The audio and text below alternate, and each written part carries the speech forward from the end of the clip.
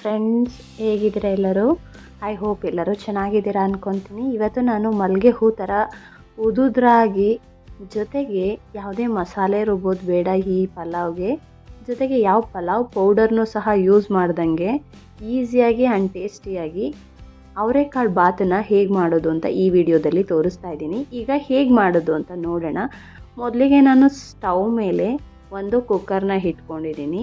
ಕುಕ್ಕರ್ಗೆ ಎಣ್ಣೆನ ಸೇರಿಸ್ಕೊತಾ ಇದ್ದೀನಿ. ನಾನು ಕೊಬ್ಬರಿ ಎಣ್ಣೆ ಯೂಸ್ ಮಾಡೋದ್ರಿಂದ ನಾನು ಕೊಬ್ಬರಿ ಎಣ್ಣೆ ಯೂಸ್ ಮಾಡ್ತಾ ಇದ್ದೀನಿ. ನಿಮಗೆ ಯಾವ ಎಣ್ಣೆ ನಿಮ್ಮ ಮನೇಲಿರುತ್ತೋ ಅಡುಗೆಯ ಎಣ್ಣೆ ಅದನ್ನು ಯೂಸ್ ಮಾಡ್ಬೋದು. ನಾನು 3 ಸ್ಪೂನ್ ಆಗುವಷ್ಟು ಎಣ್ಣೆನ ಸೇರಿಸ್ಕೊಂಡು ಮತ್ತು ತುಪ್ಪನ ಸೇರಿಸ್ಕೊತೀನಿ, 1-2 ಸ್ಪೂನು. ನಿಮಗೆ ತುಪ್ಪ ಇಷ್ಟ ಇಲ್ಲ ಅಂತ ಅಂದರೆ 2 ಸ್ಪೂನು, ಇನ್ನು 2 ಸ್ಪೂನು ಎಕ್ಸ್ಟ್ರಾ ಎಣ್ಣೆನೇ ಸೇರಿಸ್ಕೋಬೋದು.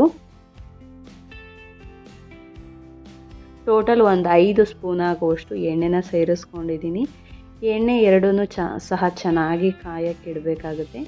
ಅದು ಚೆನ್ನಾಗಿ ಕಾದ ನಂತರ ನಾವು ಇದನ್ನು ಸೇರಿಸ್ಬೇಕು, ಪಲಾವ್ ಮಸಾಲನ.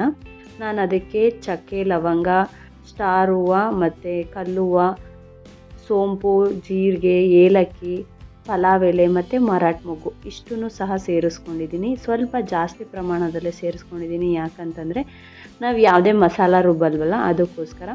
ಮತ್ತು ಒಂದು ಸ್ವಲ್ಪ ಮೀಡಿಯಮ್ ಫ್ಲೇಮಲ್ಲಿ ಇಟ್ಕೊಂಡು ಅದು ಫ್ಲೇವರ್ ಎಲ್ಲ ಚೆನ್ನಾಗಿ ಬಿಟ್ಕೋಬೇಕು. 1 ನಿಮಿಷ ಚೆನ್ನಾಗಿ ಎಣ್ಣೆಲೇ ಸಹ ಚೆನ್ನಾಗಿ ಹುರ್ಕೋಬೇಕಾಗುತ್ತೆ. ಆವಾಗ ಆ ಮಸಾಲೆದೆಲ್ಲ ಫ್ಲೇವರು ಎಣ್ಣೆಯಲ್ಲಿ ಬಿಟ್ಕೊಳ್ಳುತ್ತೆ.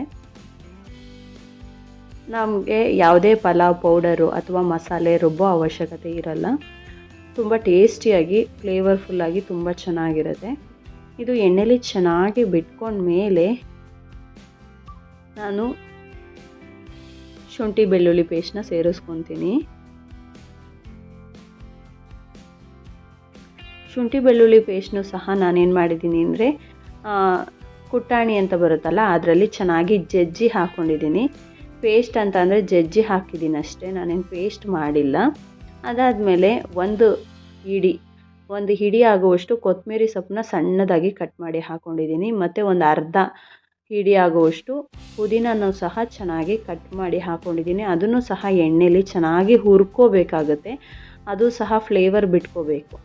ಎಲ್ಲದೂ ಸಹ ಚೆನ್ನಾಗಿ ಫ್ಲೇವರ್ ಎಣ್ಣೆಲಿ ಬಿಟ್ಕೊಂಡ್ರೆ ಟೇಸ್ಟು ತುಂಬ ಚೆನ್ನಾಗಿರುತ್ತೆ. ನಾನು ಎಣ್ಣೆಲಿ ಚೆನ್ನಾಗಿ ಹುರ್ಕೊತಾ ಇದ್ದೀನಿ ಕೊತ್ತಂಬರಿ ಸೊಪ್ಪು ಮತ್ತು ಪುದೀನನ. ಅದಾದಮೇಲೆ ಒಂದು ಅರ್ಧ ಸ್ಪೂನ್ ಆಗುವಷ್ಟು ಅರಿಶಿನ ಸೇರಿಸ್ಕೊತಾ ಇದ್ದೀನಿ. ಅರಿಶಿನೂ ಸಹ ಅದ್ರ ಜೊತೆಗೆ ಮಿಕ್ಸ್ ಮಾಡಬೇಕಾಗತ್ತೆ.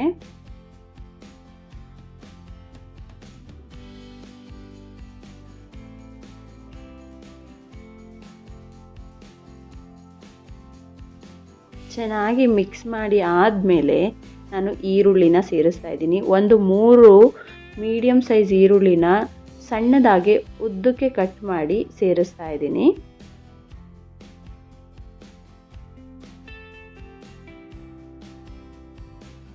ಅದಾದಮೇಲೆ ಒಂದು 3 ಮೀಡಿಯಮ್ ಸೈಜು ಟೊಮ್ಯಾಟೊನೂ ಸಹ ಕಟ್ ಮಾಡಿ ಹಾಕ್ಕೊಂಡಿದ್ದೀನಿ. ಎಲ್ಲದೂ ಸಹ ಚೆನ್ನಾಗಿ ಸಾಫ್ಟ್ ಆಗಬೇಕು. ಚೆನ್ನಾಗಿ ಎಣ್ಣೆಯಲ್ಲೇ ಸಾಫ್ಟ್ ಆದರೆ ಟೇಸ್ಟು ತುಂಬ ಚೆನ್ನಾಗಿರುತ್ತೆ. ನೋಡಿ, ತುಂಬ ಚೆನ್ನಾಗಿ ಸಾಫ್ಟ್ ಆಗಿದೆ. ಅದಾದಮೇಲೆ ನಾನು 1.5 ಲೋಟ ಆಗುವಷ್ಟು ಅವರೆಕಾಳನ್ನ ಸೇರಿಸ್ಕೊತಿದ್ದೀನಿ. ಅಕ್ಕಿನ ಎಷ್ಟು ತೊಗೊತೀವೋ ಅಷ್ಟೇ ಅವರೆಕಾಳನ್ನು ಸಹ ತೊಗೊಂಡ್ರೆ ಟೇಸ್ಟು ಸಹ ಚೆನ್ನಾಗಿರುತ್ತೆ. ಜೊತೆಗೆ ಮಧ್ಯ ಸಿಗೋದು ಸಹ ಚೆನ್ನಾಗಿ ಸಿಗುತ್ತೆ. ತುಂಬ ಕಡಿಮೆ ಹಾಕಿದ್ರೆ ಚೆನ್ನಾಗಿರಲ್ಲ. ನಾನೀಗ ಅಕ್ಕಿ ಎಷ್ಟು ತೊಗೊಂಡಿದ್ನೋ 1.5 ಲೋಟ ಆಗುವಷ್ಟು ಅಕ್ಕಿನೇ ತೊಗೊಂಡಿದ್ದೀನಿ. ಅದಕ್ಕೆ 1.5 ಲೋಟ ಆಗುವಷ್ಟು ಅವರೆಕಾಳನ್ನ ಸೇರಿಸ್ತಾ ಇದ್ದೀನಿ. ಅದಾದಮೇಲೆ ಖಾರಕ್ಕೆ ಎಷ್ಟು ಬೇಕೋ ಅಷ್ಟು ಖಾರದ ಪುಡಿನ ಸೇರಿಸ್ತಾ ಇದ್ದೀನಿ.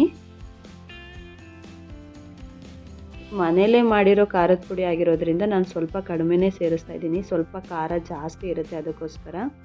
ನಿಮಗೆ ಇನ್ನೂ ಖಾರ ಜಾಸ್ತಿ ಬೇಕು ಅಂದರೆ ಖಾರದ ಪುಡಿನ ಸ್ವಲ್ಪ ಜಾಸ್ತಿನೇ ಸೇರಿಸ್ಕೋಬೋದು. ನಿಮಗೆ ಎಷ್ಟು ಖಾರ ಬೇಕೋ ನಿಮ್ಮ ರುಚಿಗನುಸಾರವಾಗಿ ನೀವು ಸೇರಿಸ್ಕೋಬೋದು.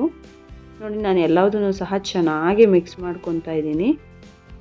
ಜಾಸ್ತಿ ಅದನ್ನು ಕಪ್ಪಾಗೋಕ್ಕೆ ಬಿಡಬಾರ್ದು, ಅಂದರೆ ಸೀಸಬಾರ್ದು. ಮತ್ತು ರುಚಿಗೆ ಎಷ್ಟು ಬೇಕೋ ಅಷ್ಟು ಉಪ್ಪನ್ನು ಸೇರಿಸಿದ್ದೀನಿ. ಅದನ್ನು ಸಹ ಚೆನ್ನಾಗಿ ಮಿಕ್ಸ್ ಮಾಡ್ತಾಯಿದ್ದೀನಿ.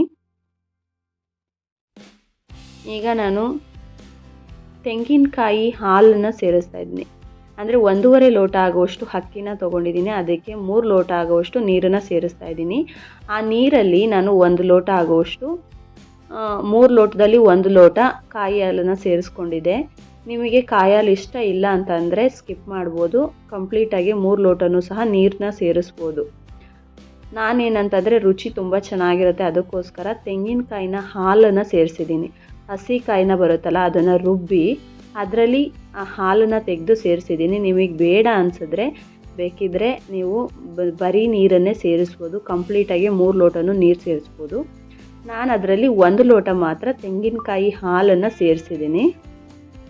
ಟೇಸ್ಟ್ ಮಾತ್ರ ತುಂಬ ಚೆನ್ನಾಗಿರುತ್ತೆ, ಅಲ್ಟಿಮೇಟ್ ಆಗಿರುತ್ತೆ ಟೇಸ್ಟು, ಅದಕ್ಕೋಸ್ಕರ. ಮತ್ತು ನಾನೀಗ 1.5 ಲೋಟ ಆಗುವಷ್ಟು ಅಕ್ಕಿನ ಸೇರಿಸ್ತಾ ಇದ್ದೀನಿ. ನಾನು ಮೊದಲೇ ಒಂದು 10ರಿಂದ 15 ನಿಮಿಷ ನೆನೆಸಿಟ್ಕೊಂಡಿದ್ದೆ, ಆ ಅಕ್ಕಿನ ಸೇರಿಸ್ತಾ ಇದ್ದೀನಿ. ಚೆನ್ನಾಗಿ ತೊಳೆದು ಒಂದು 10ರಿಂದ 15 ನಿಮಿಷ ನೆನೆಸಿ ಸೇರಿಸ್ಕೊಂಡಿದ್ದೀನಿ. ಇದೇ ಲೋಟದಲ್ಲಿ 1.5 ಲೋಟ ಆಗುವಷ್ಟು ಅಕ್ಕಿ, 3 ಲೋಟ ಆಗುವಷ್ಟು ನೀರು, 1.5 ಲೋಟ ಆಗುವಷ್ಟು ಅವರೆಕಾಳನ್ನ ಸೇರಿಸಿದ್ದೆ. ಟೇಸ್ಟ್ ಮಾತ್ರ ತುಂಬ ಚೆನ್ನಾಗಿತ್ತು. ಒಬ್ಬೊಬ್ಬರು 3 ಸಲ ಹಾಕ್ಕೊಂಡು ತಿನ್ನಬೇಕು, ಅಷ್ಟು ಟೇಸ್ಟಿಯಾಗಿತ್ತು, ಅಷ್ಟು ರುಚಿಯಾಗಿತ್ತು. ಯಾಕಂತಂದರೆ ತೆಂಗಿನಕಾಯಿ ಹಾಲು ಸೇರಿಸಿದ್ನಲ್ಲ, ಅದಕ್ಕೋಸ್ಕರ. ಜೊತೆಗೆ ಕೊನೆಯಲ್ಲಿ ಸ್ವಲ್ಪ ಕಸೂರಿ ಮೇಥಿನ ಸೇರಿಸ್ತಾ ಇದ್ದೀನಿ. ನಾನು ಯಾವುದೇ ಮಸಾಲೆನೂ ಸಹ ರುಬ್ಬಿಲ್ಲ, ಯಾವುದೇ ಪೌಡರ್ನೂ ಸಹ ಯೂಸ್ ಮಾಡಿಲ್ಲ. ಈಗ ಕೊನೆಯಲ್ಲಿ ನಾನು ಲಿಡ್ನ ಕುದಿ ಬಂದ ಮೇಲೆ ಲಿಡ್ಡನ್ನು ಕ್ಲೋಸ್ ಮಾಡಿ 2 ವಿಷಿಲ್ನ ತೊಗೊಂಡೆ. ನೋಡಿ ಎಷ್ಟು ಚೆನ್ನಾಗಿ ಬಂದಿದೆ, ತುಂಬ ಟೇಸ್ಟಿಯಾಗಿರುತ್ತೆ. ಮತ್ತು ಉದುದ್ರಾಗಿ ಒಳ್ಳೆ ಮಲ್ಲಿಗೆ ಹೂವು ಇರುತ್ತಲ್ಲ, ಆ ಥರ ಉದುದ್ರಾಗಿ ರೈಸ್ ಆಗಿತ್ತು, ತುಂಬ ಚೆನ್ನಾಗಿತ್ತು. ಟೇಸ್ಟ್ ಮಾತ್ರ ತುಂಬ ಚೆನ್ನಾಗಿತ್ತು. ಒಂದೇ ಟೈಮಿಗೆ ಎಲ್ಲ ಖಾಲಿ ಆಯಿತು, ಅಷ್ಟು ಚೆನ್ನಾಗಿತ್ತು ಟೇಸ್ಟು. ನಿಮ್ಮೆಲ್ಲರಿಗೂ ಈ ವಿಡಿಯೋ ಇಷ್ಟ ಆಯಿತು ಅಂದ್ಕೊತೀನಿ. ಇಷ್ಟ ಆದರೆ ಲೈಕ್ ಮಾಡಿ, ನಿಮ್ಮ ಫ್ಯಾಮಿಲಿ ಫ್ರೆಂಡ್ಸ್ ಜೊತೆನೂ ಸಹ ಶೇರ್ ಮಾಡಿ.